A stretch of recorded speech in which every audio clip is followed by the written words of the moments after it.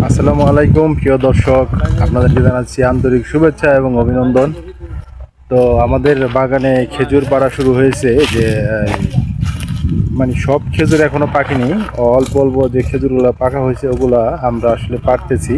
তো কীভাবে খেজুর পাড়া হয় ইনশাল্লাহ আপনাদেরকে দেখাই যাচ্ছি। দেখেন, দেখেন গাছের নিচে তিরপাল বিছানো হয়েছে যাতে করে খেজুর ময়লা যেন না যায়। আর এই যে দেখেন, এই ভাই খেজুর পাড়তেছে, ইনশাল্লাহ খুব নিখুঁতভাবে খেজুর পাড়তেছে, হাত দিয়ে খুব নিখুঁতভাবে খেজুর পাড়া হচ্ছে। দেখেন মাশাল্লাহ, গাছে অনেক খেজুর হয়েছে। আসলে খেজুর কি বলবো, আল্লাহর নিয়ামত। আমাদের প্রিয় নবী হযরত মুহাম্মদ সাল্লাল্লাহু আলাইহি ওয়াসাল্লাম এই খেজুর খুব পছন্দ করতেন। দেখেন মানে খেজুরগুলো অনেক রসালো, মানে এগুলো তো আসলে কারখানায় যাবে, ওখান থেকে প্রসেস হয়ে প্যাকেটিং হবে।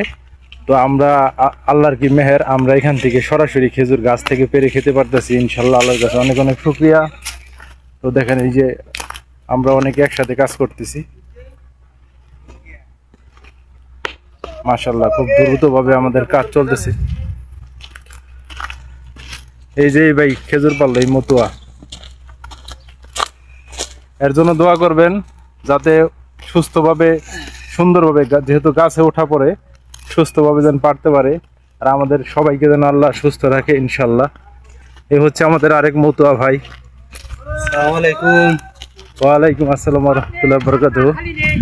আর এই হচ্ছে আমাদের হানিফ সাহেব, আমাদের হানিফ সাহেব দেখেন কি সুন্দর আরামে বৈশা খেজুর পাড়তাছে, আরামে বৈশা। এ হচ্ছে আমাদের আবুল ভাই, আবুল ভাই সেলিম, এ হচ্ছে মঞ্জু। এরা মানে খুব সুন্দরভাবে খেজুরে দেখেন, যেগুলো হচ্ছে একটু গালা টাইপের ওই খেজুরগুলোকে আলাদা করা হচ্ছে, আর যেগুলো নিয়ে একদম শুকনা এ গ্রেড আর বি গ্রেড করা হচ্ছে। আসলে আল্লাহর মধ্যে কোনো কিছু ফালানি যায় না। এগুলোও ছাগলের খাবার, যেগুলো ওয়েস্টেজ বের হচ্ছে এগুলো ছাগলের খাবার। তা আমাদের জন্য সবাই দোয়া করবেন, ভালো থাকবেন, আল্লাহ হাফেজ।